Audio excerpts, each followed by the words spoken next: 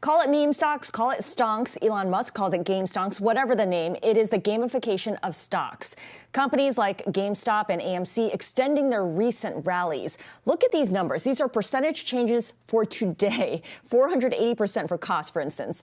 So what's driving GameStop, the video game chain, and movie theater owner AMC higher? It's not their business, which are struggling from the disruption of streaming and the pandemic. Instead, it is momentum, YOLO, and FOMO. Day traders piling into GameStop have sent that stock up more than 1,000% since December. And really, you can trace things back to August when Ryan Cohen, formerly CEO of Chewy, bought a 10% stake in GameStop and joined the board with plans to turn the company around. Some on Wall Street didn't buy into this narrative and started shorting GameStop, betting on a price decline. Retail day traders with hours to kill on their commission-free trading apps got involved and eventually decided to bully short sellers by pushing the stock price up. Cohen's $76 million investment, it's now worth $2 billion plus. So where does this leave the professional investor? Let's ask one. David Neuhauser, Chief Investment Officer at Livermore Partners, joins me now. David, always good to speak with you. Just by way of explanation, you run an alternative asset management firm, which means you often build short positions, betting against individual names, as well as long positions, betting on a long-term rise in the stock. Right now, are you investing as you normally would, or are you stepping back and kind of watching everything because it's so nutty? Yeah, so thank you for having me, Scarlett. Right now, I'm in more of a wait and see mode. You know, we're looking at the market, and for the past few months, I think we've been writing just to our investors saying that this dynamic that's going on in the market is unsustainable. And so we're really sitting on our hands in this environment, you know, trying to look for value, seeking value. But when I see some of the parabolic moves in some of these companies today, it really screams epic bubble. And that's what we've been telling our clients and investors. And the way you look at that is you really have to focus still on, you know, the value set that you're focused on, or that's how you focus on your value opportunities, right. And therefore you sit on your hands. Okay, so you're professional, you're gonna stay disciplined in all of this. But the thing is, and this is what surprises me, it's not just day traders. You've got Elon Musk, for instance, really encouraging this, given his antagonistic history with short sellers. What do you make of that? Well, you know, look, he's been antagonistic in the past, as you know, and I think he's got a sort of a cult following. That's with Tesla, of course.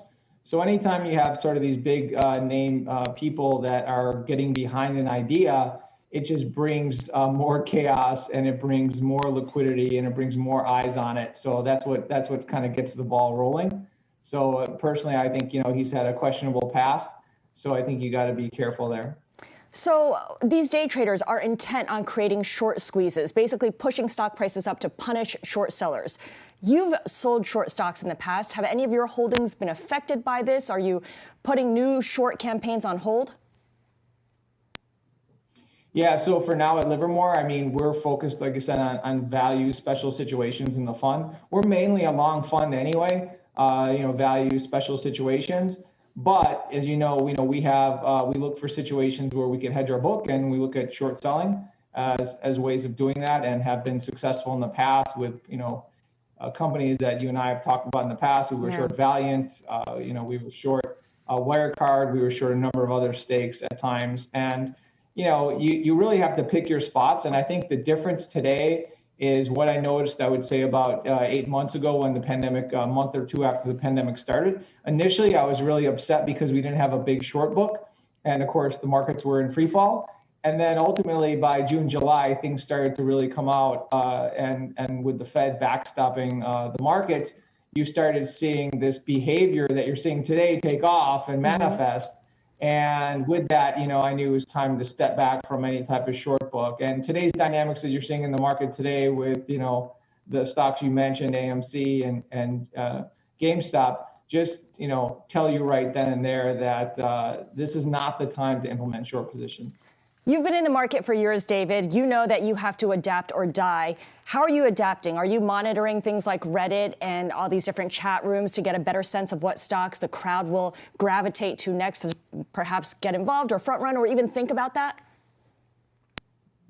Well, you know, look, I have a couple different thoughts on this. I mean, on one hand, you know, this is a true David and Goliath story.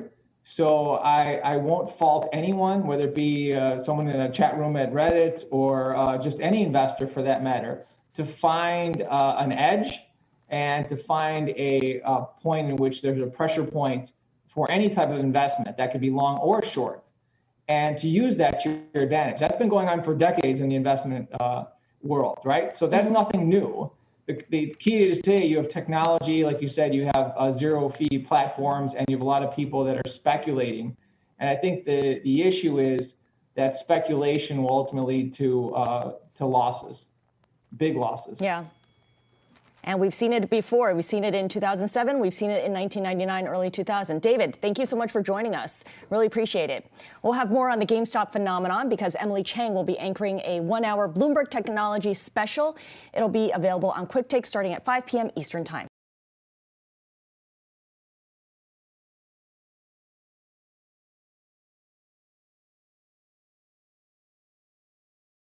The biggest stories the moment they happen from around the globe. Subscribe to Bloomberg Quick Take now for insight in an instant.